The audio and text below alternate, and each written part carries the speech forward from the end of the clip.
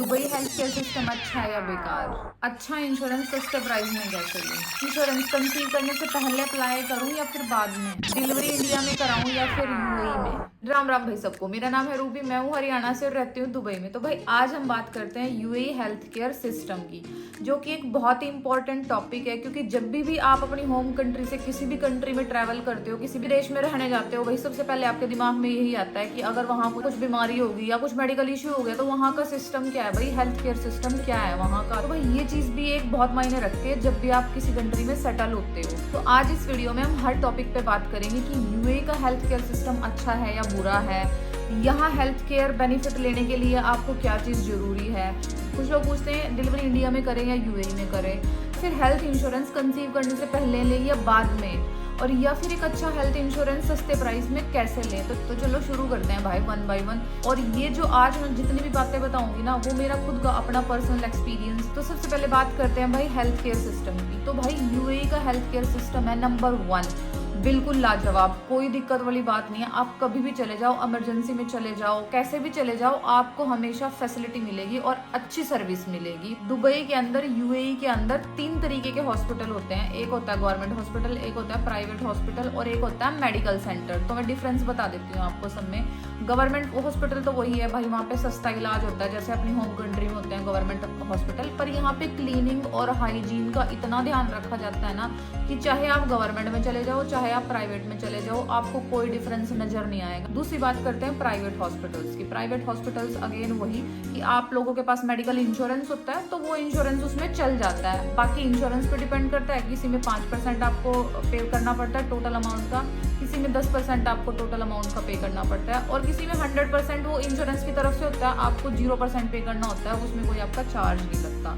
अब बात करते हैं मेडिकल सेंटर्स की। तो जो मेडिकल सेंटर्स होते हैं वो होती हैं, जैसे आप अपनी होम कंट्री में बात कर लेते हैं जैसे डॉक्टर की दुकान, तो मतलब एक बहुत छोटा वर्ड हो गया। यहाँ पे बहुत बड़े, ये भी एक हॉस्पिटल टाइप ही होता है, लेकिन यहाँ पे ये है अगर कोई बड़ी सर्जरी करनी पड़े ना तो वो लोग डायरेक्ट फिर हॉस्पिटल रेफर करते हैं। मेडिकल सेंटर में अगर मेरे को फीवर है या कुछ भी है, छोटी मोटी ऐसी कोई चीज़ हो रही है ना, तो सबसे पहले जो, अगर मेरे पास इंश्योरेंस है तो मैं सबसे पहले मेडिकल सेंटर जाऊंगी, मैं डायरेक्ट हॉस्पिटल नहीं जाऊंगी जब तक कोई इमरजेंसी नहीं है। तो मेडिकल सेंटर जाऊंगी, वहाँ डॉक्टर से कंसल्ट करूंगी। अगर उस डॉक्टर को लगता है कि आप यहाँ क्योर नहीं हो सकते या आपको हॉस्पिटल में बड़े डॉक्टर को दिखाने की जरूरत है, तब वो डॉक्टर आपको फिर वहाँ से रेफर करता है। मतलब वो पेपर पे पूरा वो रेफरल नोट बना के देता है।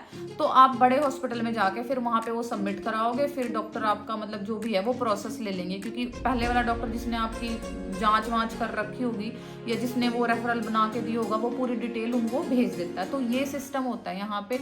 इवन हॉस्पिटल्स भी, जैसे अगर मैं एक नाम ले लेती हूँ, एनएमसी है यहाँ पे यूएई में, तो एनएमसी के मेडिकल सेंटर भी हैं, एनएमसी के हॉस्पिटल्स भी हैं। एस्टर हो गया, एस्टर के मेडिकल सेंटर भी हैं, एस्टर के हॉस्पिटल भी हैं। तो जब हम नॉर्मली जाते हैं ना, जैसे फीवर हो गया या कुछ भी हो गया, कुछ भी बीमारी होगी, तो सबसे पहले हम मेडिकल सेंटर ही जाएंगे। बात करें ना ऑपरेशन वगैरह की या कुछ सर्जरी ऐसी वैसी होनी है, तो फिर वो हॉस्पिटल में रेफर करते हैं आपको। तो ये हॉस्पिटल्स का सीन होता है। और यहाँ पे इतनी हाइजीन मिलेगी ना कि आधा इंसान तो ना यहाँ की हाइजीन को देख के ठीक हो जाता है भाई, चाहे आप हॉस्पिटल लगा लो या चाहे कोई और प्लेस लगा लो। तो इस चीज़ में कोई दो राय नहीं है। तो जब बात आती है भाई मेडिकल बेनिफिट्स की, तो सबसे पहले बात आती है भाई मेडिकल इंश्योरेंस की, जो कि एक बहुत ज़रूरी चीज़ है। जितने भी मेडिकल बेनिफिट्स हैं उनको लेने के लिए आपके पास हेल्थ इंश्योरेंस होना बहुत ज़रूरी है। और हेल्थ इंश्योरेंस के बिना भाई आपका वीज़ा भी प्रोसेस नहीं होगा यूएई का। अब इन्होंने रूल कर दिया है कुछ टाइम से। पहले तो ये लोग प्रोसेस कर देते थे कि चलो बाद में इंश्योरेंस करवा लेंगे, कोई करवाता था कोई नहीं, लेकिन अब इन्होंने कंपल्सरी कर दिया ये। अब आपके पास इंश्योरेंस होगा तभी आपका वीज़ा प्रोसेस होगा, नहीं तो आपका वीज़ा भी प्रोसेस नहीं होगा। बात करते हैं भाई इंश्योरेंस के टाइप्स की। तो यहाँ पे बहुत सारी कंपनी है जो इंश्योरेंस प्रोवाइड करती है, जैसे ओमान हो गया, ई केयर हो गया, नेक्स्ट केयर हो गया। तो बहुत सारी कंपनीज के इंश्योरेंस होते हैं, सबके अपने अलग अलग बेनिफिट होते हैं, सबका अपना अलग अलग चार्ज होता है। हर इंश्योरेंस का प्राइस अलग है, उसमें जो फैसिलिटीज कवर होती हैं सारे इंश्योरेंस में अलग अलग हैं। जरूरी नहीं है अगर आप एक मेडिकल सेंटर में, अगर मेरा ई केयर का इंश्योरेंस काम कर रहा है तो उसमें आपका नेक्स्ट केयर भी काम करेगा। जो भी इंश्योरेंस आप लोगे कोई सा भी ले लो, यूएई में काम करता है वो। सिर्फ उनके मेडिकल सेंटर्स अलग अलग होते हैं, सिर्फ उनके हॉस्पिटल्स अलग अलग होते हैं। वो कंपनी आपको हॉस्पिटल्स की, मेडिकल सेंटर्स की लिस्ट प्रोवाइड करती है कि जिस मेडिकल सेंटर में, जिस हॉस्पिटल में ये इंश्योरेंस काम करेगा। अब बात करते हैं यहाँ पे फैसिलिटीज कैसी हैं, या इमरजेंसी किसी को हो जाती है तो कैसे काम करता है यहाँ का जो भी है हेल्थ केयर सिस्टम। तो भाई अगर आपको कोई इमरजेंसी है, चाहे फिर आपका हेल्थ इंश्योरेंस है या नहीं है, आपको सर्विस दी जाएगी। आप जिस भी नियर बाई हॉस्पिटल में जाओगे वो हॉस्पिटल आपको अच्छे से अच्छा ट्रीटमेंट देगा। मतलब यहाँ पे ये नहीं है कि पहले आप पैसे जमा करवाओ उसके बाद आपका प्रोसीजर चालू होगा, ये चीज़ यहाँ पे बिल्कुल भी नहीं है। आपको अगर कोई इमरजेंसी है तो पहले आपकी हेल्थ है, पहले इंसान है यहाँ पे, मतलब पैसा उसके बाद आता है। अब बात करते हैं एक अच्छा इंश्योरेंस आप कम प्राइस में कैसे ले सकते हो। तो भाई अगर आप यूएई में नौकरी करते हो ऑलरेडी तो आपके पास हेल्थ इंश्योरेंस होगा, आपको तो उसकी कोई टेंशन है नहीं क्योंकि आपकी कंपनी ऑलरेडी आपको प्रोवाइड करेगी। लेकिन जब बात आती है आपकी फैमिली की, अगर आपको अपनी फैमिली स्पॉन्सर करनी है तो उनके वीजा अप्लाई करने से पहले भी आपके पास उनका हेल्थ इंश्योरेंस होना चाहिए। अगर आप एक न्यूक्लियर ऐसी सिंपल जाके मेडिकल इंश्योरेंस कहीं से लोगे ना तो वो आपको पड़ेगा बहुत ज्यादा महंगा। तो उस केस में आप क्या कर सकते हो, जिस भी कंपनी का मेडिकल इंश्योरेंस आपके पास है, जहां आप काम करते हो, आप उस कंपनी में जाके बात कर सकते हो वहां के एचआर से, या वहां पे जो भी कंसर्न डिपार्टमेंट है कि मुझे मेरी फैमिली का हेल्थ इंश्योरेंस अप्लाई करना है, उसके पैसे मैं पे करूंगा, लेकिन मुझे इंश्योरेंस जो है वो कंपनी की तरफ से चाहिए। कंपनी एग्री हो जाती है भाई बहुत इजीली, उसमें कोई प्रॉब्लम वाली बात नहीं है, क्योंकि जो जेन्युइन कंपनीज है ना वो ऐसा करती हैं। वो भी बहुत सारे लोग ये फैसिलिटीज अवेल करते हैं, क्योंकि कंपनी से जब आप इंश्योरेंस लोगे ना तो वो होता है ग्रुप इंश्योरेंस, और उसमें ना इंश्योरेंस सस्ता पड़ जाता है। वहीं अगर वो इंश्योरेंस आप बाहर से 1200 दिरहम में ले रहे हो ना, तो वो कंपनी के थ्रू करोगे तो शायद आपको 700-800 दिरहम का पड़ जाएगा, तो वो आपको सस्ता पड़ जाता है। एक बेनिफिट मुझे और भी लगता है भाई, जिस कंपनी का आपका इंश्योरेंस है उसी कंपनी का आपका फैमिली का इंश्योरेंस हो जाएगा। तो जो हॉस्पिटल्स है ना वो सबके सिमिलर ही रहेंगे। अब बात करते हैं कि अगर आप यूएई में रहते हो और आप प्रेग्नेंट हो तो डिलीवरी इंडिया में कराएं या यूएई में कराएं। देखो इस क्वेश्चन का ना मतलब जितने लोगों से आप पूछोगे सबके पास एक अलग अलग आंसर होगा, पर मैं पर्सनली मेरा एक्सपीरियंस बताती हूँ। मैं आपको सजेस्ट करूंगी कि आप यूएई में ही कराओ, क्योंकि जिस टाइप की फैसिलिटी, जिस टाइप की सर्विसेज आपको यहाँ पे मिलती है ना उसको कोई नहीं बीट कर सकता। अपने इंडिया में भी चाहे आप कितने भी अच्छे से अच्छे हॉस्पिटल में चले जाओ, वहाँ पे भी आपको इस तरीके की सर्विसेज नहीं मिलेगी। यहाँ पे रूम भी बिल्कुल आपको 5 स्टार होटल वाली फीलिंग देंगे। आपकी जिस तरीके से टेक केयर होगी ना, मतलब एक्सपीरियंस्ड डॉक्टर है यहाँ पे, ऐसा नहीं है कि भाई कोई ऐसे ही बस मुंह उठा के कोई भी बैठ गया यहाँ पे। और ये चीज़ है, वो लोग भी पूरा अपना एग्जाम वगैरह क्लियर करके आते हैं, भाई पढ़े लिखे डॉक्टर हैं। और ऐसा नहीं है पूरा ऑल ओवर इंडिया से डॉक्टर हैं यहाँ पे, ऐसा नहीं है कि यहाँ के कोई लोकल है या इंडियन ही है या पाकिस्तानी है या बांग्लादेशी है, यहाँ पे हर कंट्रीज से डॉक्टर है। सबसे बड़ी बात एडवांस टेक्नोलॉजी है।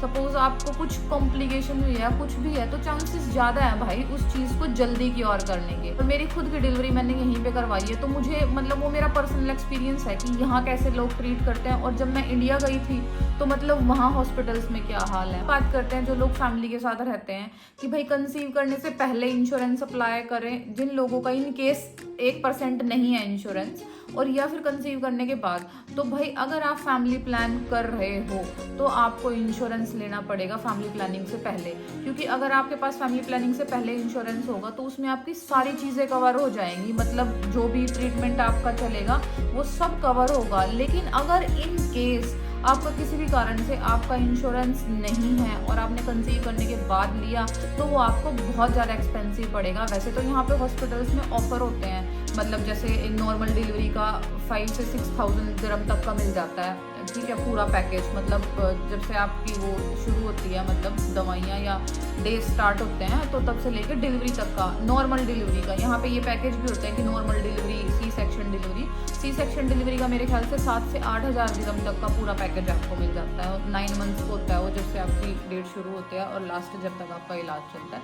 तो इस तरह के पैकेजेस भी मिलते हैं। आपके पास हेल्थ इंश्योरेंस है तब तो आपको देना ही कुछ नहीं है। तो भाई अगर आपका भी कोई ऐसा सिनेरियो है तो फैमिली प्लानिंग से पहले आप इंश्योरेंस जरूर ले लें। अब बात करते हैं भाई जो ये लेबर के काम में लोग रहते हैं या लेबर कैंप्स में जो लोग रहते हैं, उनके लिए भी भाई यूएई गवर्नमेंट ने इतनी फैसिलिटी कर रखी है कि वहाँ पे ना कैंप्स लगते रहते हैं फ्री में जांच के।